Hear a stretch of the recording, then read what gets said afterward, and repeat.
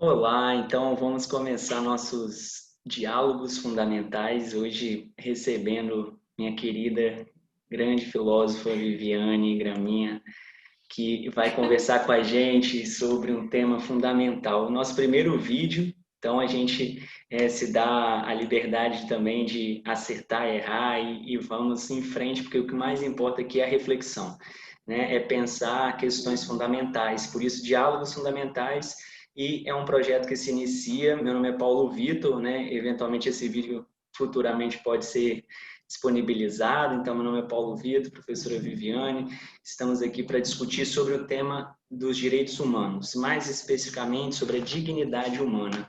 Só que nós não vamos aqui, né, ficar abordando muito a questão de leis, de normas, pura e simples, mas sim numa perspectiva dos direitos humanos para realmente entender a concretude desse sujeito, sobretudo pós, né, a modernidade aí, quem é esse sujeito, como ele se constrói, quais são as necessidades e para que servem os direitos humanos afinal, né? Se é uma construção abstrata, para que eles servem, né? Na verdade, os direitos humanos precisam ter uma outra perspectiva e é isso que a gente vai discutir.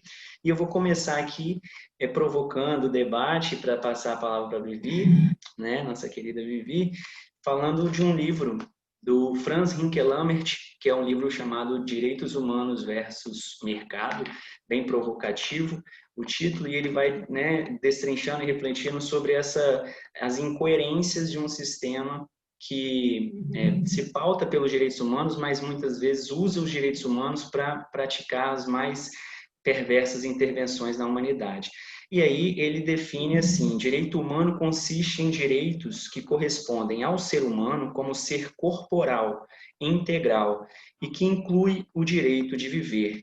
Então ele, num trechinho aqui, claro, fiz um recorte, né, ele traz essa ideia do direito humano como um direito de um ser corporal integral. Né? Então, Vivi, a partir desse elemento, eu gostaria de passar para você desenvolver sua reflexão sobre o assunto. Obrigada, PV. E realmente a provocação é muito boa, né? Essa questão do direito enquanto corpo e só para materialidade, não, né? E algo não abstrato, metafísico, né? Como na filosofia a gente costuma dizer. E é só para dizer que eu não sou filósofa. Sou uma professora, humilde professora de filosofia. Mas eu queria começar essa discussão, né, para tentar chegar a um fim, assim, para nosso, né, que não tem fim mesmo, né, nem tem uma verdade, né, mas eu queria começar essa discussão, assim, a partir do iluminismo, né, e eu tinha pensado, sabe, PV, em Montesquieu, porque o Montesquieu, ele vai provocar um pouco essa reflexão da natureza humana, né? Então, os direitos humanos têm essa dicotomia aí, né? Do que é natureza e que é cultura, né? O que é humano, o que é não humano, né? Então, eu pensei muito, porque ele mesmo faz essa provocação, né? E aí ele vai pensar um pouco o reconhecimento universal da autonomia do sujeito, ou seja, do indivíduo, né? Como ponto de partida. E sabe o que ele faz? Ele provoca, sabe, as pessoas a imaginar uma inversão do senhor e o escravo, sabe? Então, ele tenta para poder quebrar mesmo com essa hierarquia clássica, né? E aí recusar, né, essa noção da hierarquia clássica, ele tenta fazer isso, essa inversão desse, né? Vamos tentar imaginar, porque afinal de contas tudo é produto da imaginação, né, Pepe, do homem, né? Então, mesmo assim, né, com a Declaração da Independência dos Estados Unidos, a Constituição Americana, né, de 1776, posteriormente com a Declaração dos Direitos do Homem, do Cidadão, né, de 1789, mesmo assim, na verdade, como fornecem tantas essas declarações sobre do que diz respeito ao direito à vida, né, à dignidade, a segurança do indivíduo. E aí eu pergunto, direito à vida de sobrevivência? Eu sou de sobrevivência, né? Porque nessa época, pouco adiantou até mesmo essas indagações de Montesquieu, né? Teorias filosóficas quanto a interesses de dominação, de poder, de economia, já que você está tratando de um livro que reflete sobre isso, né? Então, se a gente for pensar, olha bem, em 1820 a 1860, né? Você tem depois dessas duas declarações, né? Você tem então a defesa dos sulistas na América do Norte, né? Olha qual que é a defesa dele, uma moral da escravidão, argumentando que é uma raça inferior concebida de maneira providencial. Então, eles vão fazer isso para rejeitando a noção de trabalho livre, sendo o melhor fundamento para o desenvolvimento econômico e político. Então, a escravidão para os sulistas seria uma única forma assim, de organização de trabalho, sabe? E que interesses da mão de obra e capital se combinam bem, né? Perfeito. Então, depois a gente tem, né, a Guerra Civil, e aí em 1890 temos a abolição legal, né, em 1888, e as atividades individuais parecem prevalecer na Europa. Mas veja bem, só na Europa e de forma ideológica, porque mulheres e pretos tinham direito a qualquer representação, não tinham, né? Direito a qualquer representação política na sociedade. Então, o que a gente pode perceber, é que o pensamento iluminista, herdeiro da subjetividade, guarda, sim, uma contradição. Né? Essa contradição que você até tocou no início. De um lado, um conjunto de ideias que sustentam a igualdade, né? Está sustentando a igualdade. Os homens nascem, são livres e iguais em dignidade e em direito. Mas, por outro lado, justificam e legitimam teorias, olha, discursos filosóficos, científicos de superioridade racial e sexual. Não precisa da gente ir lá na França, nem, né, na América do Norte, nem na Inglaterra, nem para qualquer filósofo fora. Em 1894, no Brasil, existia um cientista médico, não sei se você já ouviu falar, Nina Rodrigues. O nome parece de mulher, né? Mas é um homem, e ele é fundador da antropologia criminal brasileira, pioneiro de estudos da cultura negra. Cara, você pode imaginar o quanto juristas leram esse sujeito. E ele, apesar de ser o primeiro estudioso, né, da cultura negra, ele tinha uma perspectiva extremamente racista, nacionalista e cientificista.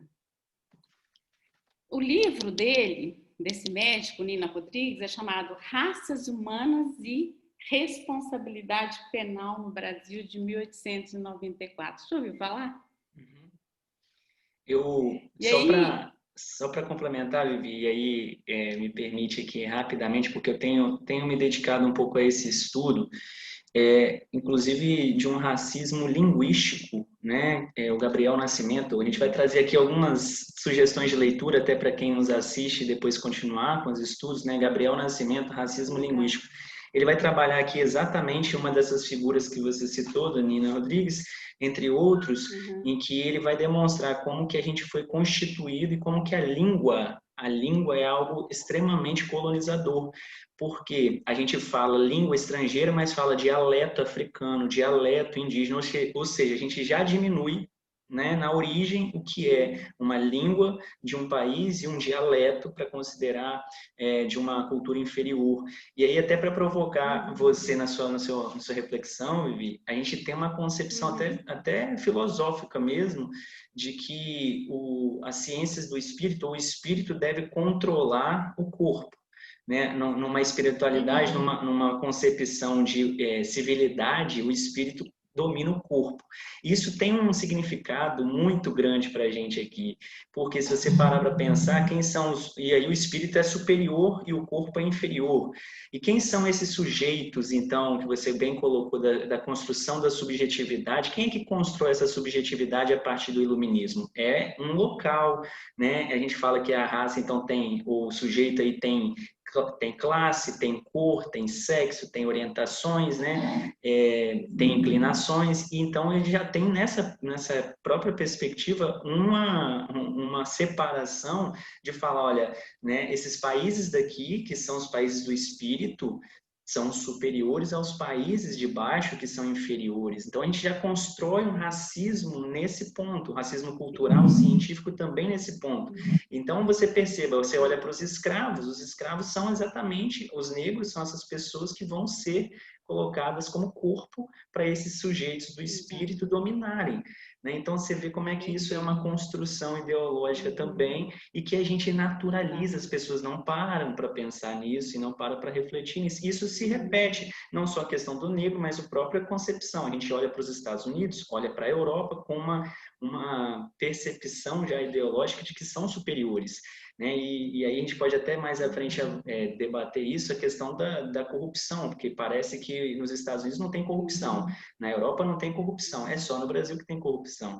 Né? Então, assim, a gente vai construindo imaginários, e você lembrou aí, só para finalizar aqui e passar de volta para você lembrou muito bem um teórico no Brasil, um médico, né, que acabou construindo toda uma concepção de racismo.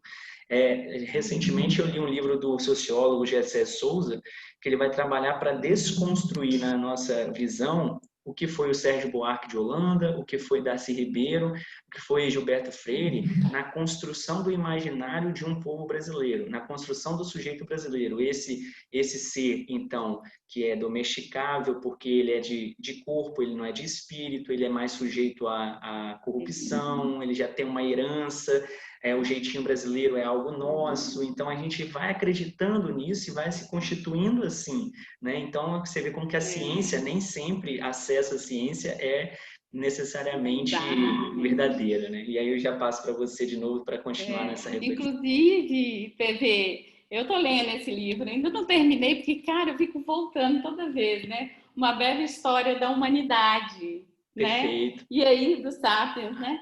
Cara, e ele fala aqui, né, dessa herança que se tem do que é o negro e como se isso justifica cientificamente, né? Tenta justificar cientificamente o que seria isso, né? Mas partindo de posições metafísicas, teológicas, né?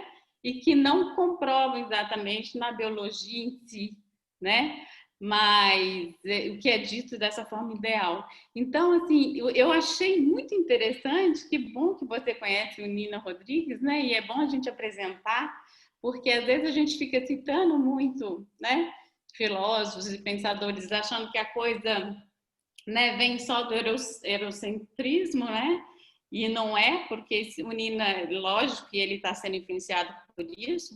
Então, quando ele vai fazer esse estudo, ele vai perceber que ele vai se referir, que é uma coisa que me incomoda ainda muito, eu ainda estou repensando muito dessa questão da cor, e é isso que eu quero falar um pouco aqui, né? Porque antes a gente estava tratando negros, agora a gente trata pretos, e quem são os mulatos, os pardos, né?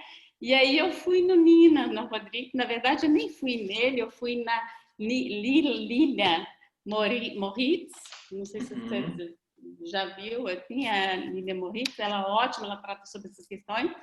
E aí ela me despertou para, né, Nina Rodrigues, aí ela vai dizer, né, olha, ele fala, refere-se à cor, né, intermediária, que constitui quase toda a população de certas regiões do Brasil. Ele está se referindo ao quê? Mulatos. que aí seria essa miscigenação aí. Mas aí, o que ele vai fazer? Ele vai dizer que esse mulato é que gera crimes, que gera violência. Esse grupo é responsável pela grande incidência de crimes no Brasil, né? Isso em 1894. Então, aí devido a esse alto grau de perigo, né, que ele vai falar dos mulatos, então eles não poderiam trabalhar, né, em indústria, né, que começa a Revolução Industrial, não podiam trabalhar em indústria, ou seja, eles são livres, cara, mas agora as escolhas livres deles ali, né, estão sendo lá muito bem divididas, né? E ele vai fazer isso, ele vai dizer assim, olha, quem pode, quem não pode trabalhar. Então, eu como descendente, né, afrodescendente, eu estou aí no que ele chama de mulato, ele não está me chamando de preto nem de negro, ele está chamando de mulato, né? Já é de uma miscigenação, e ele vai dividir isso, eu achei muito interessante, que ele fala mulato dos primeiros sangues, mulatos claros de retorno à raça branca que ameaça absorvê-lo de todo. Olha que perigo, cara. Olha se isso não parece uma coisa que a gente já ouviu na Segunda Guerra Mundial, do Hitler, né? Então, assim, é perigoso clarear. Isso é perigoso. Mulatos escuros, aí ele vai dizer, os cabras, né, que a gente ouve tanto, né? Produto de retorno à raça negra. Alguns completamente confundidos com negros crioulos, né? Poxa, esse famoso médico aí, né, dizia que negros e os mestiços eram exclusivamente responsáveis pela inferioridade do Brasil, né, representando perigo social. Aí ele dizia, alguns sim poderiam então ascender numa escala social. Foi bonzinho aí, né? Alguns poderiam, né? Então, na hora que ele fala isso, eu falo assim, bom, agora eu tenho que pensar no literário, né? E engraçado ver que esse médico, ele é citado por Jorge Amado, que o Jorge Amado criou um personagem a partir dele em Tendas dos Milagres. Eu tô louca para ler de novo agora, sabe? Só para poder outra perspectiva, né? Esse personagem de outra, exatamente, que eu não me lembro, assim, né? Sim. Então, já que a gente está falando, né, de literário, eu achei que cabe bem o Lima Barreto, né, para poder classificar e entender um pouco as raças, né? Fantástico. Porque eu falo. Não, fantástico, o Lima Barreto é essencial. E nisso que você está falando, até para aquelas pessoas que vão nos ouvir são mais da área jurídica, Vivi, só para acrescentar esse seu raciocínio que você foi em cima, né, do ponto também, só para você ter ideia, a gente teve uma sociedade que se disse livre e igual, que isso para mim, né, já é uma falácia, mas enfim, vamos lá, vamos avançar.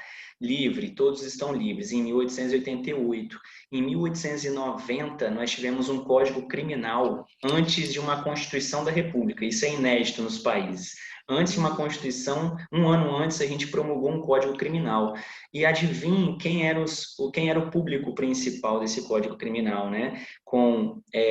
Condenando vadiagem. O que era vadiagem? Eram pessoas que estavam aí à mercê. E imagina esses escravos que saíam da escravidão e não tinham para onde ir, era exatamente esse público que eu pegava, criminalizando a capoeira. Então tinham condutas, né, que eram criminalizadas voltadas para o público negro. E junto a isso, a gente vai lembrar bem na história que de 1890 a 1930, nessa primeira república nossa, e esse período de transição da escravidão para uma sociedade industrial que o Brasil começou a se tornar, a gente teve para cá, né, a vinda dos europeus, que eram já um povo acostumado com a área industrial. Então pensa, quem era o público que iria assumir essas vagas na indústria? Não eram os negros que estavam ali, né? Não tinham condições, não foram dadas estruturas, por isso que a gente fala do racismo estrutural, porque ele realmente é constituído em todas as relações, politicamente, cientificamente, economicamente, porque você não tem nenhum favorecimento. E aí o Gessé mesmo que eu já citei, ele vai falar, né, na construção de subcidadãos.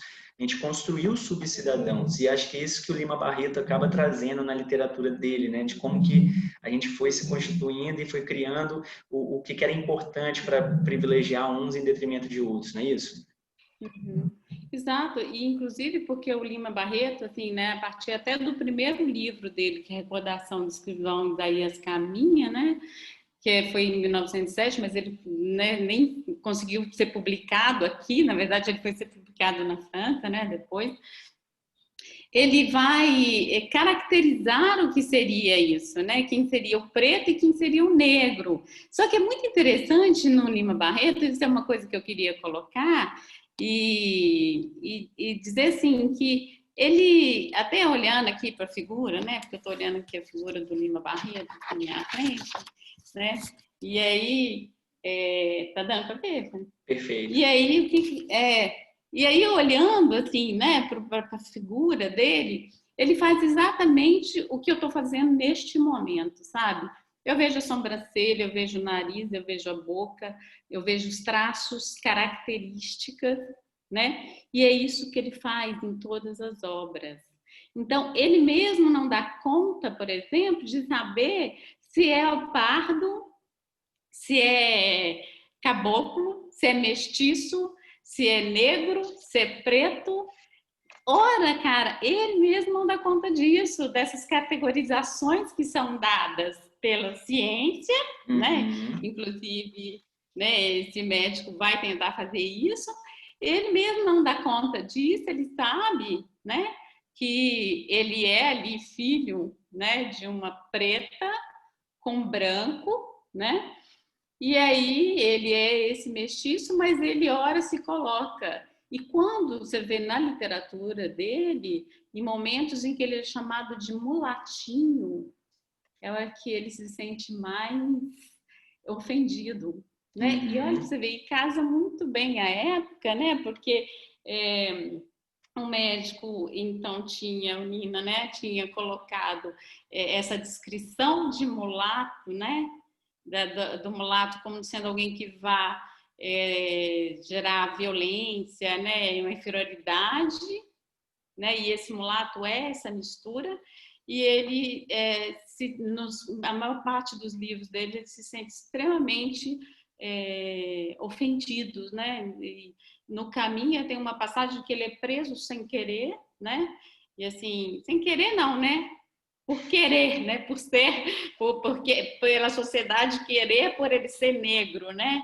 Preto, enfim, mulato, sei lá, não sei o que dizer também. E aí ele vai, é preso e o guarda pergunta para ele, né? Se vai fazendo alguns questionamentos e pergunta o que ele é. Ele fala que é um estudante, aí o delegado, não, o guarda, né? E ele ri na cara dele.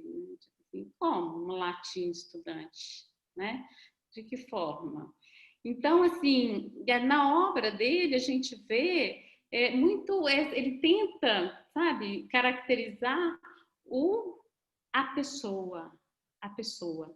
Só que ele mesmo coloca ora preto, ora moreno, ora caboclo, né? E aí ele fala até de um azeitonado, Viver, sabe? Ele fala o negro que tinha tinta no rosto. Ele nem dá conta de dizer, ele fala num livro dele, né? Inclusive, que a cor é de difícil tradução. Perfeito. Ele chega a fazer isso. Até então, porque, Vivi, é uma forma de resistência também, porque eles mesmos, né, a origem dos povos africanos, eles não tinham esse costume. Quem inventa o termo negro é justamente o branco.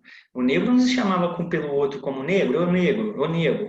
Então, isso foi uma forma de colonização também, né, do negro. Então, até nisso, né, foi retirado deles a possibilidade de terem a sua própria história, a sua própria forma de se chamar. Então, o negro é uma característica. Ser considerado como pessoa, né? Isso, exatamente. Você objetifica, né? Você tira a condição dele de sujeito. Então, só que depois, com o tempo, essa parte entre eles se chamarem negros, quem é negro se chama de negro, e isso não ser uma conduta racista, né? O Gabriel Nascimento até no livro ele fala sobre isso. acaba sendo também uma forma de resistência entre eles, sabe? De uma forma de mútua, né? Ele fala aqui, ó, no caso do negro, o preto, entre comunidades negras, seu uso é signo que marca uma raiz ou origem e passa a ser o repertório de compreensão mútua de uma realidade racializada comum, né? Então, até nisso, o signo da raça é um signo de opressão mesmo. Por quê? Porque até essa condição do nome, do termo, é uma expressão que foi colocada, imposta para eles, né? E eu até compreendo assim que ele quer fazer, ele quer negar um pouco o que é dito, conceitualizado como raça, sabe? Ele quer compreender como cor, que eu vejo o sujeito como cor. Então ele fala que preto é escravo cativo e fiel, coloca assim como bom, né? Mas é aquele que tem medo do retorno do cativeiro, né? Eu posso até, não vou me alongar nisso, né? Mas a gente pode pensar um pouco da dialética do senhor e o escravo, né? Do Hegel, né? Esse aceita a condição do medo, né? Assim, de preservação da vida mesmo, né? E aí, já o negro, para ele, ele coloca em alguns momentos que é o escravo rebelde, né? Aquele que você acabou de citar um pouco. Então, assim, quando eu estava procurando um pouco essas denominações, né, de preto, negro, eu consigo achar isso no Lima Barreto, sabe? Mas não de forma clara, né? Isso, assim, eu acho que ele coloca como cor, né? E não como raça. Acho que ele quer negar essa coisa da raça, assim, sabe? Negra. Mas eu posso dizer como cor. Então, na cor e na contracor, os mulatos e mulatinhas, né? Porque aí ele sempre coloca nos livros dele, né? Pretinhas, mulatinhas, né? Parece uma coisa de mineira até, né? Mas é do sexo frágil, né? O sexo frágil, ele quer chamá-las também como os europeus chamavam as mulheres, né? Elas têm um sexo frágil. Então, elas são mulatinhas, pretinhas, né? E cada um com seu traço e sua personalidade. A gente percebe muito, né? Então, em muitas obras dele, ele carrega a dor, né? De ser o filho de um branco, né? Mas que é negado a paternidade, tá? Não, pelo menos na recordação, né? Estou falando do escrivão Isaías Caminha. E ele também, ele aceita a cor da mãe de ser preta, né, de ser escrava, né? E aí, mas também isso é negado a ele, né? Porque ele não é o preto, ele é na categorização científica aí, né? Ele é um mulato. Então há duas negações aí, né? O preto, para eles, são aqueles que carregam os anos da escravidão nas costas, sabe? Então, uma responsabilidade. São os mais humildes, entende? Aqueles que viviam e sofriam na pele, né? Bom, mas aí, e isso a gente pode ver, que você acabou de falar, isso é reproduzido aí, né, na sociedade, um povo marcado por essa desigualdade, né? Então, a gente vive mesmo um espelho da decadência dos valores morais, sabe? E quando eu penso nessa decadência desses valores morais que você comentou no início, né? Desse idealismo aí, né, europeu, do branco e tal, eu penso muito na genealogia da moral do Nietzsche, né, que ele fala que a gente desenvolve uma consciência culpada, né, a propósito da escravidão. Então, a gente tem aí esse espelho dessa natureza, né, decadente, que a gente nega a natureza, porque a gente cria uma cultura, né? Então a gente nega esses valores, né? Então isso para mim é tudo uma desumanização, né, de tudo que não é europeu, né? Então o fundamento da razão, do eurocentrismo, né, o centro do mundo, o centro dominador, do colonizador, né? Então, enquanto os africanos eram escravizados, os índios aí dizimados, né? Os europeus estavam lá fazendo o quê? Influenciando, erigindo toda construção jurídica, né? Filosófica, antropológica, sociológica da raça e gênero, né? Influências, inclusive, que a gente não pode negar aqui, patriarcais, né? Que perduram até hoje. Todo ser colonizado na América, na Ásia, na África, são inferiores e não se encaixam na categoria de ser deles, né? Não se encaixam de forma nenhuma. E acreditam Então, cegamente que estão num projeto que é interessante isso, né? De levar a humanidade, levar a civilização, né? Em nome disso, a gente tem, como eu tinha falado, as intervenções mais desastrosas possíveis a gente tem. Os genocídios vão muito em cima disso. Aquela pessoa ou aquele grupo entende que está realmente travando uma luta pelo progresso, pela democracia, para levar valores humanos. A gente pensa no Oriente, né? Um Oriente que sofre e tem sofrido ao longo de tantos anos com o imperialismo, muitas vezes norte-americano, e isso se traduz muito nessa concepção de que, em prol dos direitos humanos, que acho que esse é o ponto que nos liga aqui, em prol dos direitos humanos, eu preciso, então, praticar essa guerra, praticar essa conduta e continuar assim.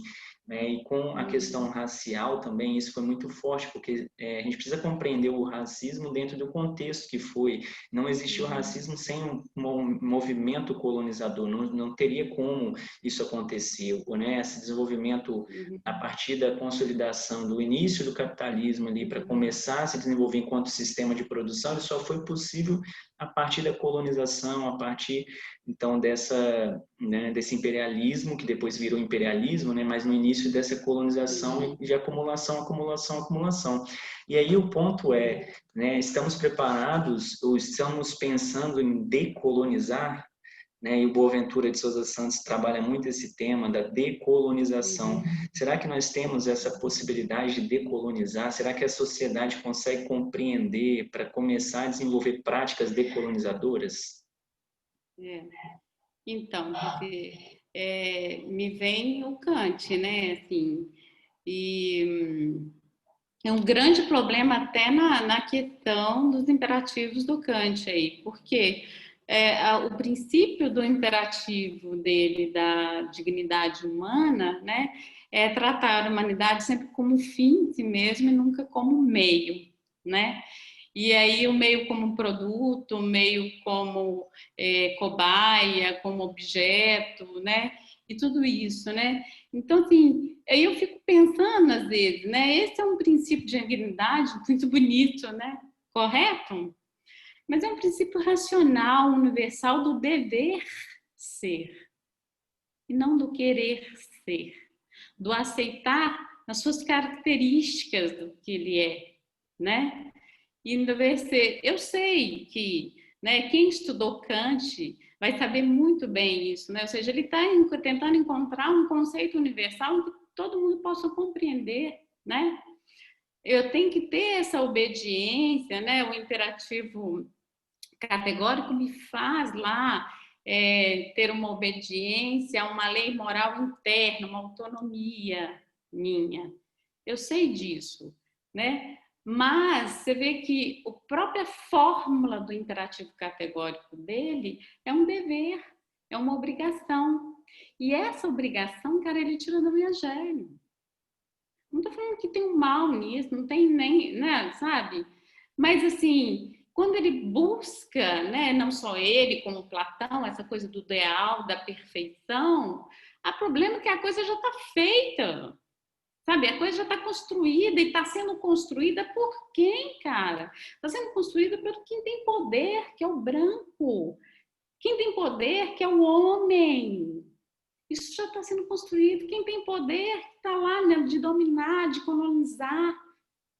Então, o dever, ensino tanto da autonomia, do dever, da obediência, não tratar o outro como meio, mas como fim. Aí eu digo, que fim é esse? Então, sabe assim, é provocação essa minha frase, sabe? Eu acho concordo que seus totalmente. alunos foram meus alunos, eles vão assim, não, a Viviane disse uma coisa, agora ela está querendo nos provocar. Mas, assim, é porque quando eu digo fim de si mesmo, né, aquele de que tem uma capacidade racional, e aí o negro, o preto, o mulato é desprovido disso, cara, que a ciência acabou de dizer. Perfeito. E culturalmente nós estamos carregando esse fardo, aí eu quero tocar num assunto que você também me despertou, do imaginário social, né? Aí a gente carrega esse imaginário social, né? De que ainda que a gente reconheça que ele é uma pessoa, mas a maioria gera um mal, uma violência, fede, cheira mal, enfim, inúmeras características aí, né, que são ditas dessa pessoa, né, afrodescendente, e eu entendi. E a gente vai carregando culturalmente, a gente esquece o que é natureza.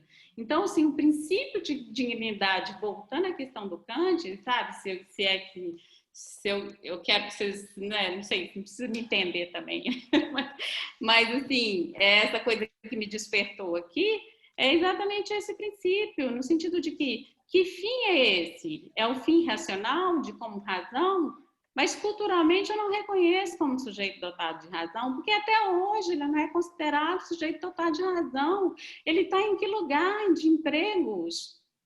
Qual médico, qual professor, né? Qual juiz, né? E aí são totens, poucos, né? Esse pouco, um presidente, né, preto. Nós vamos ter... Estava assistindo um programa com a Annalise, chama Umbrella Academy, né? Da Umbrella Academy, sei lá. Enfim, e aí eles estão no passado aí, diz assim, eles estão lá, né, no sul, assim, buscando compreender uma causa. E aí elas já são do futuro, ela diz, não, nós vamos ter um presidente negro. Não, sério? Você está lutando uma causa? Não, não acredito, nós vamos conquistar. Aí ela olha, tipo assim, não, né? Uhum. Tipo assim, não é bem isso, né? Não vai ser tão Não vai acontecer. assim. Vivi, eu posso complementar sua crítica aí, concordo totalmente. Inclusive, eu tenho revisto assim, vários posicionamentos, né? Quando você vai estudando, vai aprofundando algumas reflexões, algumas coisas que para você era assim, era verdadeiro, né? Isso vai se desconstituindo. Isso é o bonito também do conhecimento, né? De você se permitir a se colocar nessas reflexões. E o Kant, né, sempre me pareceu uma figura muito emblemática para o direito, que o direito sempre se refere muito ao Kant, como esse princípio, né, do imperativo categórico, né, buscar um fim e não um meio, né? Um homem não pode ser um meio para outro, mas sim um fim em si mesmo. Só que a partir de algumas outras leituras mais críticas, você vai percebendo como esse discurso ele é legitimador disso que você falou, né, da ordem e daquilo que o liberal adora o Kant, né? Porque realmente, a gente pegar o conceito até de direitos humanos, que é o nosso tema aqui, e associar direito natural, que vem muito dessa concepção, o direito natural lá atrás, na antiguidade, tinha uma concepção muito de physis mesmo, né? Daquilo que é necessário, a subsistência. Né? Então, eu preciso comer, então é direito natural que eu tenho que ter comida. Né? Então, é muito ligado a isso. Depois, na Idade Média, a gente teve uma concepção do direito natural, aquele direito divino. Então, Deus quis assim, e é por isso que eu tenho que ser assim, e você sempre assim. Porque Deus quis que eu fosse servo e você servo a vida inteira. Teologicamente, dominou todo o pensamento, né? Exatamente, que era uma norma, já era uma compreensão normativa, mas uma norma de Deus. E aí eu acho que com Kant a gente tem, assim, levando isso às últimas consequências da razão, né, de levar a ideia de que agora esse direito natural vem de uma razão, de um indivíduo que extrai dele, então, a partir desse comando racional, o que é um direito natural. E adivinha qual é o direito natural que é posto em jogo? Né? A propriedade. propriedade privada. Então, a propriedade privada que se torna exatamente o elemento fundamental para o nosso sistema se consolidar, né? Então, hoje a gente nem discute a propriedade privada, não é um direito que se discute mais, porque ele é fundamental, ele é natural. Então, você vê como que isso é uma construção e não necessariamente uma da natureza, né? Da natureza humana, vamos dizer assim. Sim, inclusive porque as declarações, assim, né, eu não sou uma boa conhecedora, mas, assim, as declarações, elas deixam bem claro que o mais importante é a propriedade, né? A questão da propriedade privada, assim. Então, eles estão falando, eu acho que a questão do homem em si mesmo, né, como pessoa, como dignidade, assim, o que ele merece? Talvez ele mereça a terra, né? Mas em si ele não está sendo, né? Então, assim, eu acho, sabe, Bebê, que a lei, a gente não basta que a lei aparentemente reconheça direitos, né? O fundamental é como a lei é interpretada, né? Isso é muito a sua área e como fazem valer os direitos na prática, né? Que aqui a gente pode até começar a pensar essa coisa do concreto, né? Que além dos princípios fundamentais, né, que cita a promoção do bem de todos, né, sem preconceito de origem, né, de raça, de sexo, eu gosto bem de falar assim mesmo, né, nessa entonação. Tá certo. De cor, de idade, né, da diferença de salário, de exercício da função, que é principalmente, né, o princípio fundamental, já que a gente está falando aqui, né, dos negros, dos pretos e tal, ela não é performada, né? Então, é um não como ação, a praxis humana na vida cotidiana, nas nossas relações. Então, isso a gente não vê empiricamente, né? Está num discurso, numa linguagem, não está na prática, né?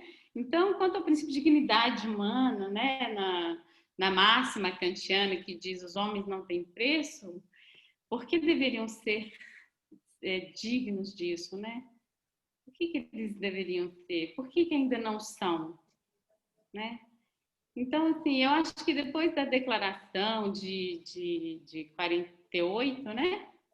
Depois da Declaração dos Direitos Humanos de 48, com o reforço ainda da Carta Magna, né, de 88, por que ainda não são, né? Está faltando o quê? Pensar o quê? Isso que eu estou dizendo, assim, eu volto a essa questão. Talvez está faltando pensar o meio que o Kant está negando. Né? Talvez está precisando pensar esse objeto. Então, peraí, tratar ele como objeto? Não, vamos pensar como matéria, sim? Como corpo? Né? Então, para mim, tem uma questão, assim, do olhar do outro, sabe? Que politicamente, historicamente dominante, situa o preto, seus descendentes, as mulheres, né? Os transexuais, né? Nesse artifício aí, é o não ser, né? A desumanização do não europeu como fundamento da presença do universalismo abstrato, teológico, que a gente estava falando, racional.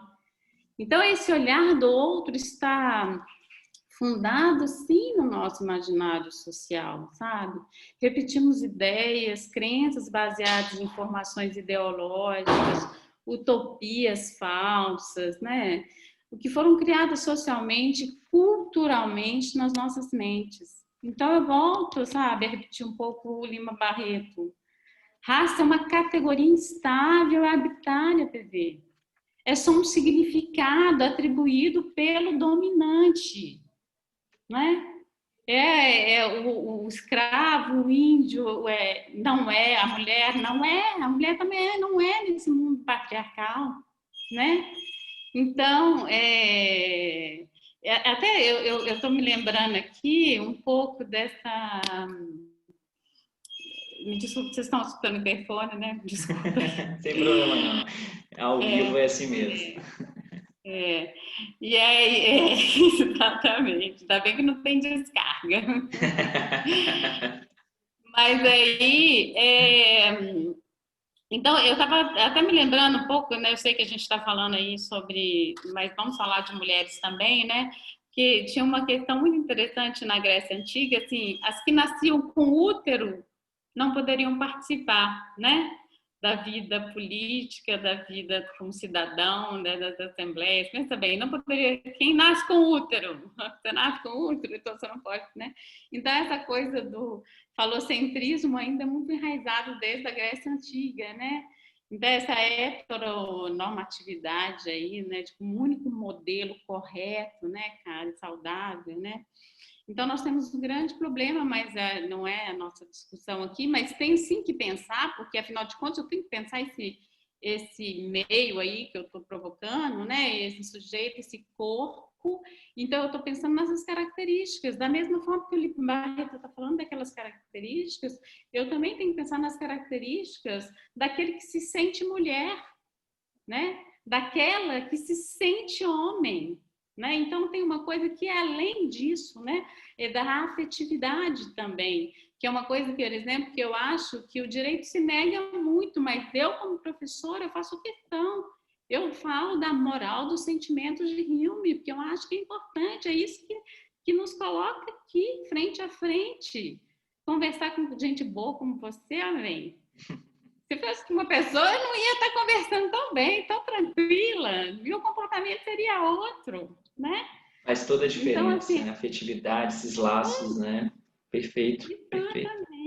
exatamente. E aí a gente cria, né? Ou seja, o que vai ser o bem e o mal a partir dessas E aí, quando afetividades, você né? cria esse inimigo, o outro como inimigo, que foi com uma constituição, e você bem lembrou do Nina Rodrigues, né? Uma constituição científica do outro como uma característica física, determinada raça, né? No caso, cor, que representa um perigo, você vai constituindo isso na cabeça das pessoas de uma maneira que você impede que esses laços sejam criados, né, ou desenvolvidos, e você já tem um encobrimento do outro, né, para usar um termo aqui também do Emmanuel Levinas. Eu queria deixar como sugestão também uma leitura fantástica eu sei se é Teodor, eu sei que é Todorov o sobrenome dele, A Conquista da América.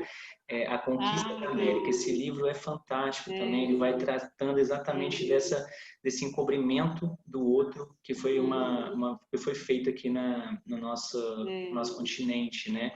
Não só no Brasil, mas de maneira geral. Então, acho que isso tudo aqui traz essa visão do idealismo como uma contraposição a essa materialidade que você está trazendo, né, Vivi? Eu acho que esse é o ponto para a gente poder até ir caminhando aqui. Eu sei que nosso tempo vai se esgotar, a conversa é muito boa, né? A gente não quer falar mais, eu sei que tem muita coisa para falar, mas acho que fica bem claro aqui as provocações que a gente tem para trazer. Eu vou querer que você termine sua fala naquilo que você tem para falar também, mas já para a gente poder pensar essa concretude mesmo, né? E não uma idealização da dignidade, não, mas nas relações mesmo do cotidiano. Eu até na hora que você está falando de biografia, eu me lembrei da Camila, né, que foi nossa colega, acho que ela foi sua professora, né? Sim, e foi. Trêmis Travesti. E assim, gente, é um livro que, por favor, leiam. Leiam, que está falando tudo aquilo que nós estamos comentando aqui. Ela também questiona esse racionalismo, sabe? Ela pensa tudo nessa coisa da colonização, da decolonização, né? E aí tem a passagem que eu mais amo, cara, assim, eu acho que não vai dar para poder ler aqui, mas é uma passagem da Sojourner Truth, que foi uma abolicionista, né? Uma abolicionista. Mas ela teve apoio, ela ficou livre e tal, teve apoio de uma família, ela conseguiu ser, né? E aí ela vai numa reunião do clero, né, para discutir os direitos das mulheres, e ela levanta lá. Isso é muito importante até eu falar aqui pro fim que eu quero chegar, né? E ela levanta e ela faz um discurso, assim, eu vou ler só um pedacinho, assim. Ela faz um discurso que ela está questionando, assim, eu não sou mulher. Eu poderia trabalhar tanto e comer tanto quanto qualquer homem, desde que eu tivesse oportunidade para isso. E suportar o açoite também. E eu não sou mulher? Eu pari 13 filhos e vi a maioria deles ser vendida para a escravidão. E quando eu chamei com a minha dor de mãe, ninguém, a não ser Jesus, me ouviu. E eu não sou mulher? Daí eles falam dessa coisa na cabeça, como eles chamam isso? Alguém sussurra, presta atenção, hein? Alguém sussurra, intelecto. Ah, é isso, meu querido. É isso que tem a ver com direitos das mulheres e dos negros? Né? E aí vai o discurso, não vai dar para eu ler tudo, mas é lindo. Então, o que acontece nesse discurso? Ela não se reconhece nem como mulher, porque ela não é branca, e ela não se conhece, nem se reconhece como forte, né? Ela é forte, ela dá conta do trabalho, ela é açoitada, e ela nem se reconhece também como homem, porque ela não tem intelecto, né? Considerada como alguém que não tem intelecto. Então, assim, para finalizar, eu quero mostrar um depoimento de uma professora brasileira do interior do Paraná, na Flip, né? Foi de 2017, que tratou exatamente sobre os literários negros, que chama Diva Guimarães. Você pode mostrar para a gente, Bebê? Vamos lá. Quando você se referiu que a gente está numa plateia de maioria branca. Por quê que eu vou dizer isso? E fiquei muito feliz quando você falou da parte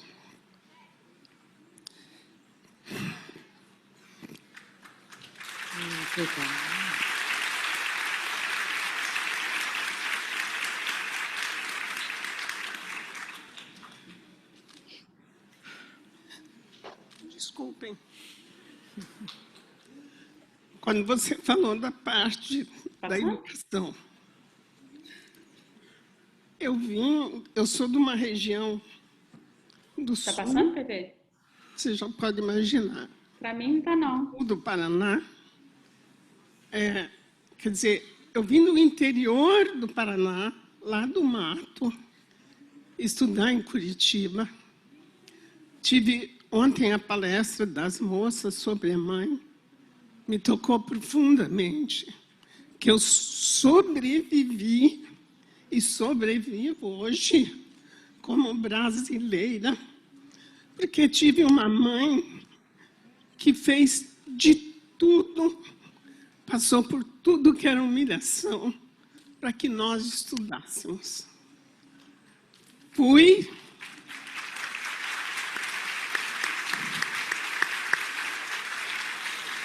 desculpa que eu estou me estendendo, que é a grande oportunidade da minha vida que os dois e a palestra de ontem me deu para eu poder falar.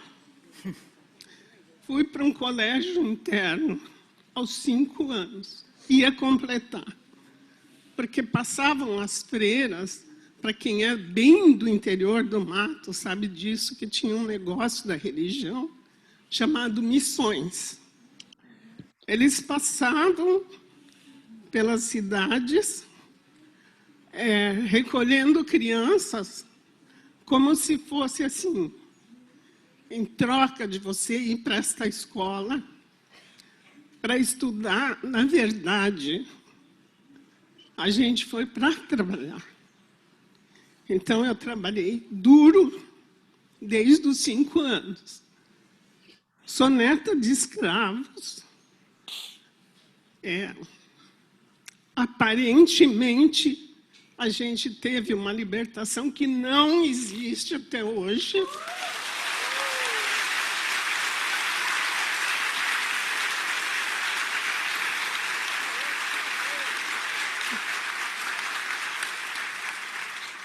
Então, vou ser bem rapidinha, eu vou contar só uma história que marcou a minha vida. Não vou ser tão rápida assim como tem.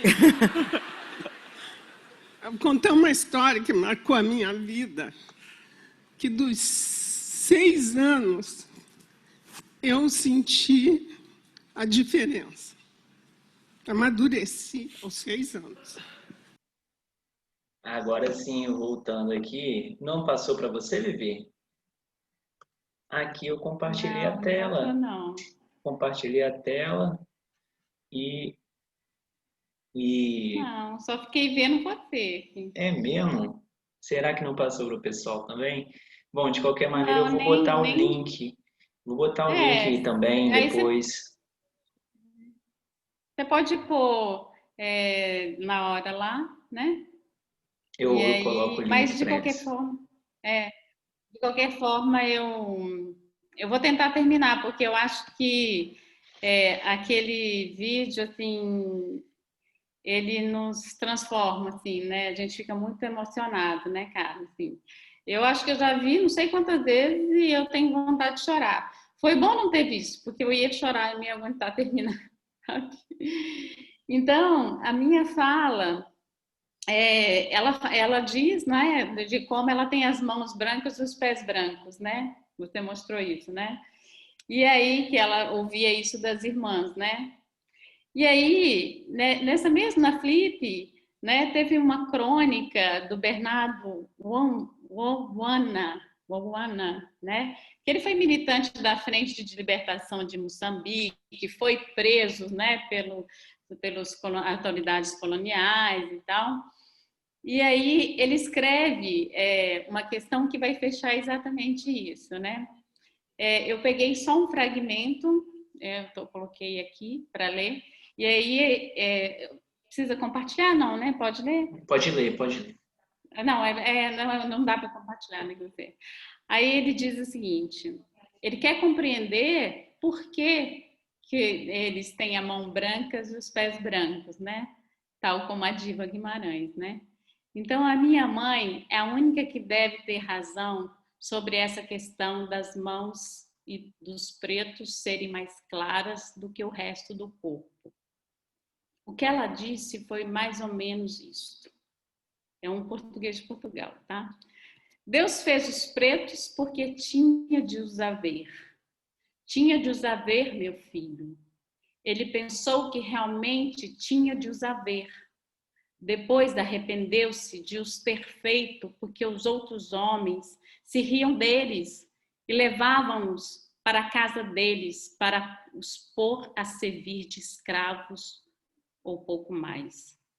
Mas, como ele, Deus, já não os pudesse ficar todos brancos, porque os que já tinham habituados a ver os pretos reclamariam. Fez com que as palmas das mãos deles ficassem exatamente como as palmas das mãos dos outros homens. E sabe por que é que foi? Claro que não sabes. E não admira porque muitos e muitos não sabem. Pois olha, foi para mostrar que os homens fazem apenas obra dos homens. Que o que os homens fazem é feito por mãos iguais, mãos de pessoas que, se tivessem juízo, sabem que antes de serem qualquer coisa, são homens. Deve ter sido a pensar assim que ele, Deus, fez com que as mãos dos pretos fossem iguais às mãos dos homens que dão graças a Deus por não serem pretos. Depois de dizer tudo isso, a minha mãe beijou-me as mãos. Lindo, né? Termina aqui. Fantástico. Você vê.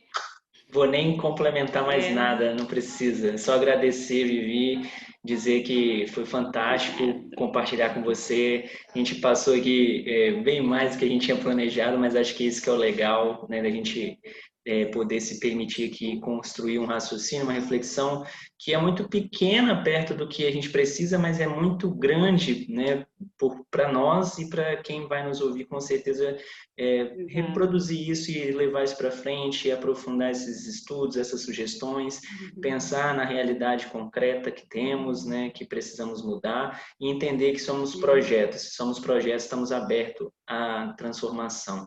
Então, acho que é isso que a gente precisa ter. Muito obrigado, Vivi. Um beijo para você, tá? Até a próxima, Obrigada, se Deus amor. quiser. Adorei, tá? Obrigada. Show, Tá. obrigado.